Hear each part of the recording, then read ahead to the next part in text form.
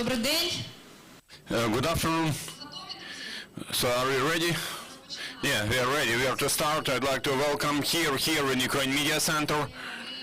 And today we are working for you. I'd like to remind you that we have been supported by the Ministry of Defense of Ukraine, Ministry of Internal Affairs. I would also like to thank the Skyloft Hotel where we are located and to thank the whole team which has been working on those briefings. Today, right now, I'd like to introduce our next speaker. He will tell you everything about how the State Emergency Service works during the martial law. Gennady Gerasimchuk, you're welcome. Gennady Gerasimchuk is the colonel of the State Emergency Service. Gennady, I'd like to ask you to cover first of all the current situation and the latest events, and then to tell us a bit about evacuation of civilians, situation with those explosive items and so on. Thank you. Thank you. During the day, the main efforts of units of the State Emergency Service have been aimed at the following: rescue of people, eliminating fires, extinguishing fires, and elimination of other consequences of shelling in towns and villages, helping the civilians and local authorities in evacuation steps. State Emergency Service units within the day did more than 800 field trips, including more than 320 to eliminate consequences of shelling of civilian infrastructure in towns done by Russian troops. 53 persons have been rescued. On average, during the day, our fire and rescue units have about 650 trips. Our explosive experts have been engaged more than 90 times. They eliminated 50 kilograms of explosives and cleaned more than 2 hectares area. On the total, since the start of this war, 2,400 explosive items have been handled, including 379 aviation bombs, and more than 18 hectares have been cleaned. The enemy continues doing rocket and artillery shelling against infrastructure facilities in villages and towns. In particular, today, since 4 a.m., there has been mass-scale shelling in the city of Kyiv, which resulted in destruction and fires in Svetoshinsky, Darnitsky, Podilsky, and Shevchenkivsky districts. Currently, rescue operation is continuing in Chernobylska Street, where, as a result of a 16-story building being shelled, there has been significant destruction of that building, followed by fire from the first to the 16th floor. Units of the State Emergency Service have saved 46 persons, and unfortunately 2 people have died, and the operations continue.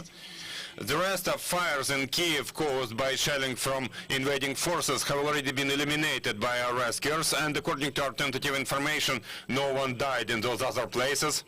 1 person has been saved and hospitalized to a medical institution. Also, during this last night, because of shelling in the city of Kharkiv, there were 2 large-scale fires, one of them in the territory of the Central Street Market, at about 2,500 square meters, and it has already been eliminated on the roof of the dermatology dispensary, and the fire has been localized. The operation, the mission continues. Those fires in the city of Kharkiv resulted in no one dying or injured.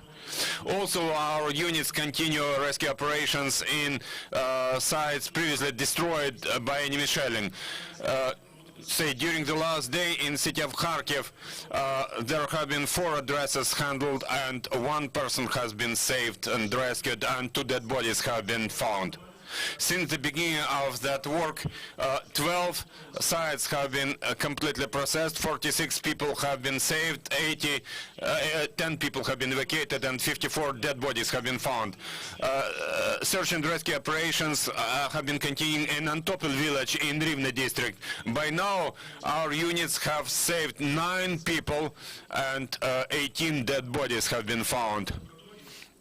At the border checkpoints in Zakarpattia, Volyn, Chernivtsi, and Lviv Oblast, our service, jointly with the Red Cross Society of Ukraine and local authorities, has helped more than 3,000 people.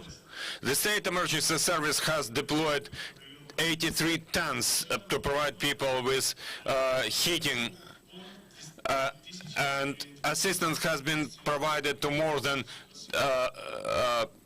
287,000 people.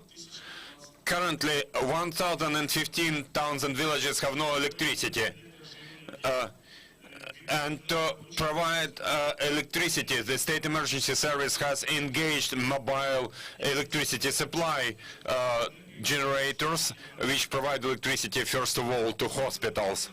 The State Emergency Service has been providing assistance to the civilian population, including assistance with drinking water, for example, in Zakarpattia province, and technical water in Donetsk, Poltava, and Luhansk provinces. 122 tons of foodstuffs have been transported, 120 in Donetsk province and 2 tons in Luhansk province. Unfortunately, because of combat operations, 17 State Emergency Service officers have died, 32 have been injured, and 1 person is a prisoner of war. 1 person who was accompanying the buses evacuating people has been imprisoned by Russian invaders, and that officer has now been kept there. And now, unfortunately, our officer was returning from his shift in Brovary district. He was cycling there, and he was shot dead by Russian invaders. Currently, to carry out our assignments, we have 14,000 people on duty around the clock and 3,000 units of special fighting and rescue equipment. About the results of shelling by Russian troops in cities and villages. According to information we received from military civilian administrations as a result of military operations by Russian invading troops in Ukraine, 460 facilities have completely been destroyed, and 3,150 critical infrastructure sites have been partially destroyed. First of all, transport infrastructure, education, health facilities, residential buildings, utilities, social facilities, and other sites. Units of the State Emergency Service, jointly with military civilian administrations, have recovered in such social facilities 1,690, restored 1,690 windows, including windows in 5 hospitals. That's basically it. Now I'm ready to answer your questions, if any. If there are questions, there are no questions. So thank you, Gennady. Dear friends, dear journalists, I'd like to draw your attention to the fact that the Ukraine Media Center has also started operations in Lviv, in city of Lviv. So please watch our news. We will keep you informed of all activities and events planned. Thank you for being with us. Goodbye.